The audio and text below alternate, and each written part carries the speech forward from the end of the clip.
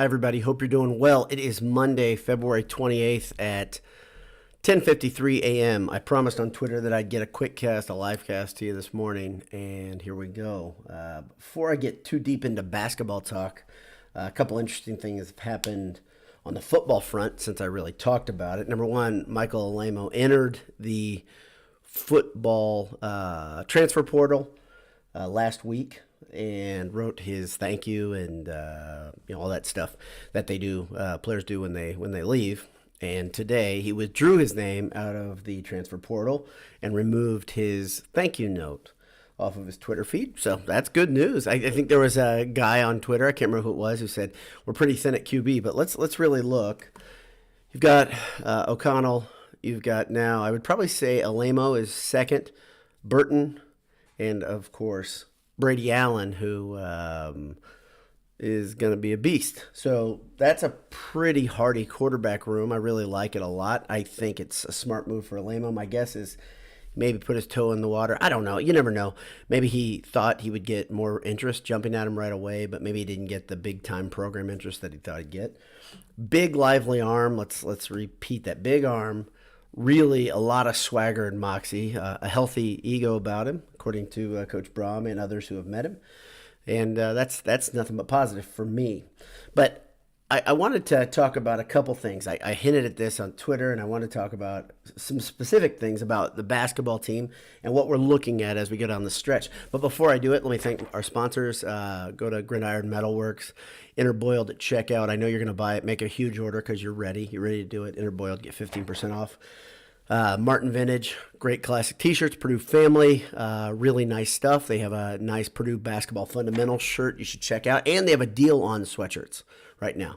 I think it's $45 for a sweatshirt. So check that out. Interboiled at checkout, 15% off. And of course, AJ's, our pals at AJ's. If you're going to be on campus for the IU game or after, at the spring game, whenever, head over to AJ's, grab a pint, enjoy the TV, grab some Italian beef, a burger, mac and cheese bites. Do it. Do it. All right, so let's talk about a couple things. First one, and I see I've got Todd Singers on here live. Appreciate it. I'll address that at the end, but I want to go through a couple things first.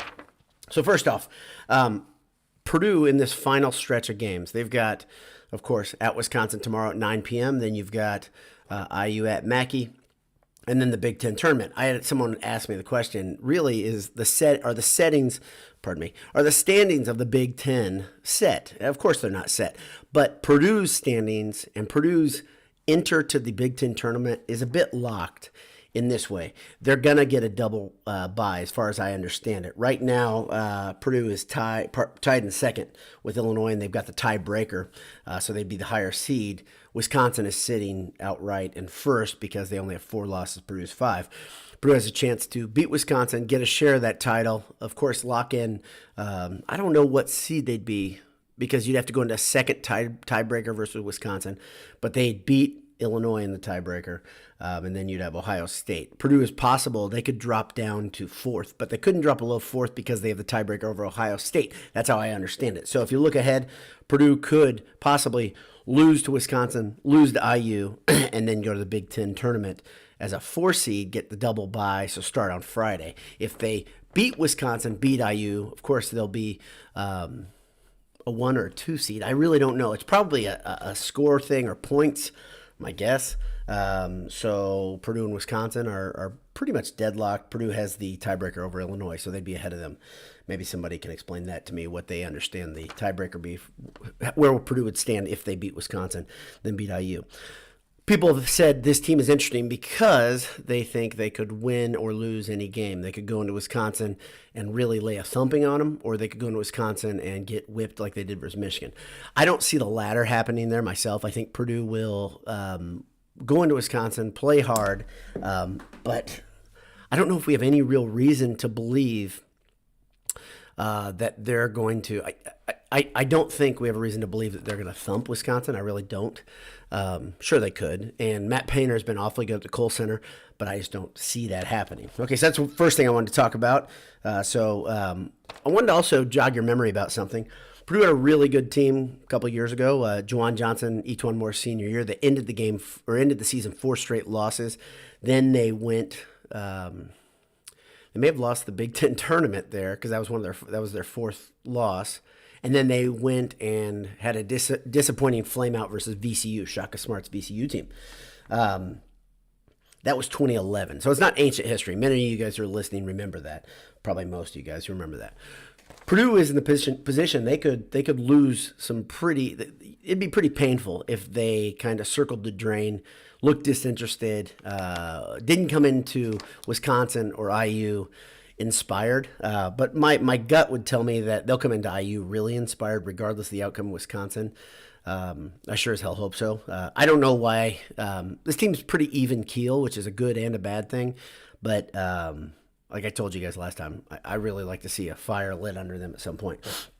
Second thing I wanted to talk about, and I hinted at this, and this is kind of a clickbait type thing on Twitter, and I said, Wisconsin really is Purdue-Plus. And what I meant by that is Wisconsin has a program that's created an identity in doing a couple things really well. They play good, solid defense. They beat you up a little bit. They have a bit of a bully mentality.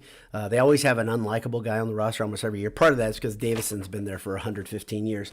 But they generally have a guy like that on the team, especially for the last 20 years. Even before that, into the 90s when you had Bennett as the coach, they were similar.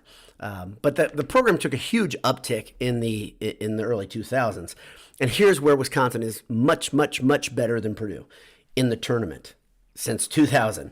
They have 3 Final Fours. And this is a pipe dream for Purdue teams. But really, they had a couple great teams, a couple great players that carried them there. They were runner-up in the NCAA Tournament in 2015. I believe that was in Indianapolis. I think I saw them beat Kentucky, I believe. And then they lost in the final, I believe. They were in the Final Four in 2014. And, of course, in 2000, if you're a Purdue historian, you remember Purdue beating Wisconsin, I think for the 4th time that season, to get to the Final Four. In the round of 8, Purdue played Wisconsin, and Purdue came up on the short end. One of the most frustrating Purdue losses I can ever remember, even comparing it to everything we've seen as Purdue fans. That was tough to swallow. So Wisconsin's identity and the fact that you look at them, Golden Black talked about this, Newbert talked about this. You look at that team, you're often not impressed, right? Obviously, Johnny Davis is great, but you look at the entire team, you're like, eh. And I really can't. I have a hard time removing myself from Purdue and most of the really good Purdue teams. Have Purdue teams been unimpressive to other teams as they came in, or were they kind of, I think a lot of programs, when they say they're going to face some of the great Katy teams and great Painter teams that were defensive-minded, I think that defense was scary to a lot of teams. I think you look at Wisconsin as an opposing fan, you're like, yeah, we should be able to handle these guys. And then Wisconsin does what they do so well over and over, and they keep winning. They're going to get, let's see, I think they have a share of the Big Ten title if they beat their last opponent, regardless of what happens, Purdue, Wisconsin. So I think they may have it already. But I look at Greg Gard. I'm unimpressed with him. He doesn't send me Gene Katie vibes, in that he's not that intimidating of a guy. He just seems like a jerk. But he's not Bo Ryan either. Bo Ryan, I thought, always had that program dialed in and did something special. Greg Gard, I never felt that way. And maybe it's because they have slow starts, and they did it again this year in the pre-con. I don't know. But in the Big Ten, they handle their business flat out, and you can't disparage them for that, and obviously for that tournament success.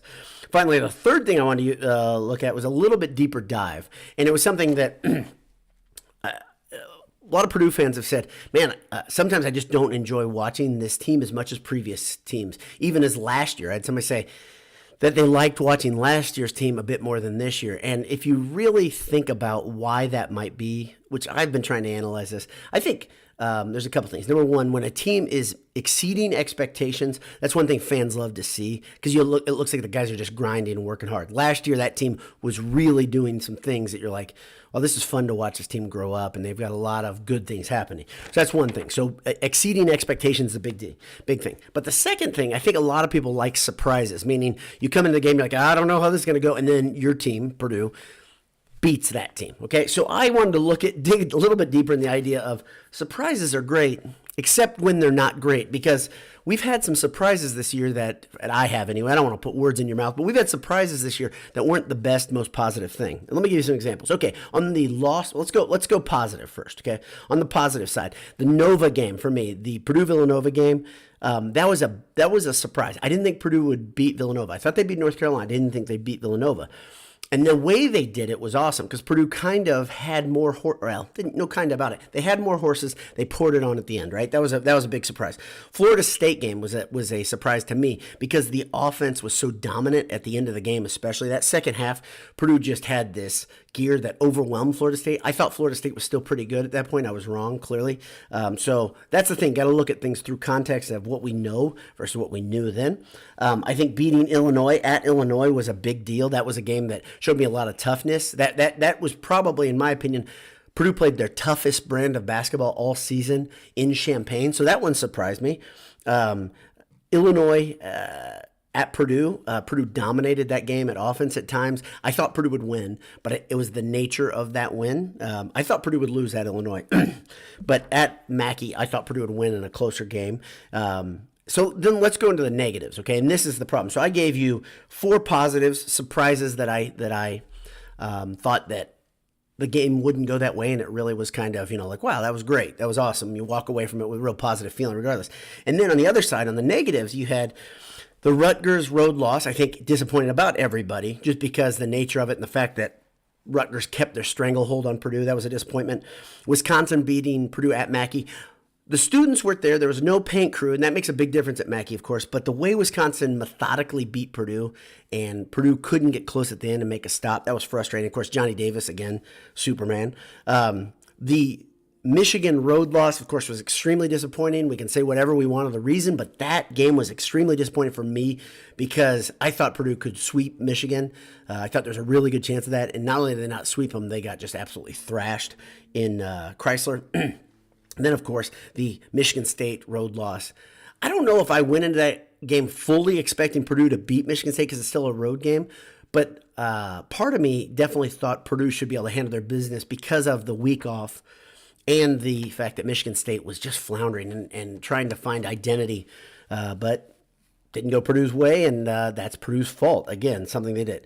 On the win side, so these are the ones that are interesting. I had some disappointment on the win side. The first one was the Iowa game in Mackey Arena. I think Purdue was set up. Were they set up to be number one, or they were just number one? I think they were set up to be number one. I think that's right. Yeah, they were. It looked like they could be number one. That was when they didn't jump into number one. No, they were going to be number one, and they need to beat Iowa to clinch it. They come into that game. Iowa extends that defense. The trap completely floors Purdue. Purdue looks bad for big stretches. They extend leads. They can't hold leads. Couldn't make them better.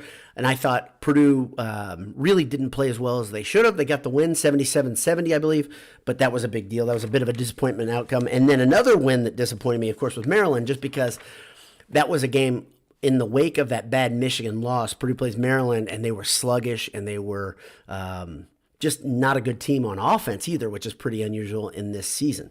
So if you look at the whole season, the body of work right now, Purdue's tone was really set, and the expectation was really set back in late November. November 21st, I think, was the date of the Villanova win. That's a long time ago, and I think that's part of the thing. Purdue fans set this bar. Many of you said they're going to be number one. Many of you said they're going to win out. They're going to go straight through the season without losing, which I said then. That is absolute foolishness, of course. But the bar was set high. That's the point. A lot of you who are even longtime Purdue fans who have really, really good understanding of what Purdue basketball is had a very high bar there. So the expectation was set in November. The second thing is, the improvement in this team isn't as apparent as it has been in previous seasons, meaning this team came in right out of the box. They were good, right? They were good. They showed it to us. In November, they beat North Carolina. They beat Villanova. They were rolling through teams with an amazing offense, amazing depth. So many guys got involved. It looked like Purdue was nearly invincible, and that's why some of us, our expectations went up so high. And then, of course, getting to number one, I think for us that felt different. So that's cool. But then I think we're used to watching improvement from Purdue teams, right? Generally, Matt Painter teams come in the season, they're good. They look like they're working hard, but they're not quite a finished product. Pardon me. This Purdue team, though, I think many, myself included, thought that defense would make a big step in January. And after watching Purdue beat Butler and look so different after that break, I felt like that was that pivotal point, and it never happened. The defense never has gelled, has never gotten to the point where it's looked like a typical Purdue defense. And I think that's tough for Purdue fans as well. And it's something that hangs over Purdue fans as we watch games. They're like, okay, are they going to lose a lead? Yes, they're going to lose a lead. They do it over and over and over. They get big leads, 10-point leads, 20-point leads, and they almost always shrink. All these things, though, these problems point back to something Painter started talking about back in December, and that is mental toughness, mental consistency has been a struggle for this team. And I think that's the thing that they aren't getting better at. I think that's the hardest thing to watch. And that's why a lot of us at this point in the season say this Purdue team could make a huge run in the NCAA tournament, but they could also bow out way early and become a story because they bow out to a team they're not supposed to lose to. That's the hard thing. So why are they not mentally tough? Again, I started saying this a couple weeks ago. I think it's because they don't have a defined leader. They have a bunch of guys that are good players, nothing against them, a bunch of guys that are super likable, easy to cheer for, but they don't have one guy that seems to define what the team is. And I think that might be the biggest rub, because that guy, if you have one guy who is the clear leader, the Carson Edwards, when his junior year, he can gather that team together, yell at them, get in their face, whatever. And they may respect it even more than hearing a coach in the timeout. And that's the thing. On the court, you don't have to take a timeout if you've got that on-court leader. Purdue has been known for having these guys over the past 20, 30, 40 years. For my life, I can always remember there was, the great teams had great leaders. This team has great guys, but maybe not the best leaders. So I'm going to look at some of the comments here, see if there's anything in here. Brock Stepler, just kind of a random thing. He says, I look at this morning and to my coworker, I said, this tournament could be wild. And it could be completely wild. Obviously, we're all kind of shaded by what we saw last weekend, 1 through 6 in the AP all losing, and then 8 losing as well. And we look at that. We look at through that prism, and we say, oh, wow, these teams are beatable. But let's look at who beat them, okay? Even in Purdue's case, you have a team that's just out of the top 25, good team. Michigan State, it looks to me, let's see, they would probably be, a 6 seed, a 5 seed, I'm guessing. I would think they'd be in that ballpark, depending on how they finish the season. That's not a horrible upset for a high seed, even if a 1 or 2 gets beaten by that team in the, what would that be, third round? That's not a huge upset, but the Colorado game, maybe a little smelling salts for Arizona. Who knows? That was a pretty surprising loss. But all the other games were ranked teams beating ranked teams. So that's not as much parity as we may think right now. But we'll see. I think every year the NCAA tournament, it hardly ever disappoints. Generally, there's one day that's pretty chalky, and then it's always followed by a day that kind of punches you in the face. So that's what I expect. Expect the NCAA tournament. They always get my attention. Let's see.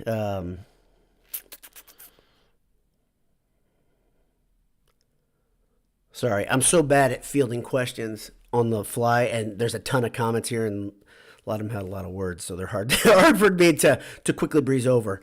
But anyway, I do appreciate you guys tuning in live. I appreciate you guys who are listening on as a recording, and I hope today I gave you guys a little something to think about, because I've been thinking a lot about these things as Purdue goes down the stretch. Obviously, Purdue is really what they look like. Purdue could have a historically great season if they win out. So if they win the Big Ten tournament, I don't really even care about that. I've told you that 100 times. But if they beat Wisconsin and IU and win one tournament game, that record is going to be up there with some of the best of all time for Purdue. That's a big deal to me. I like seeing that. But if they lose to Wisconsin, beat IU, lose in the Big Ten tournament, all of a sudden that record, I believe, starts looking pretty in line with a lot of Purdue teams we've seen, Sweet 16 type teams that were good.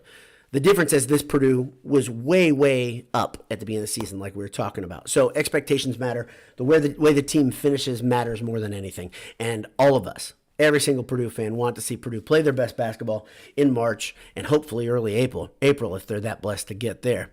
Thanks again for tuning in. Nolan Hostetler says, hey, Dowd, what are your thoughts on Newman?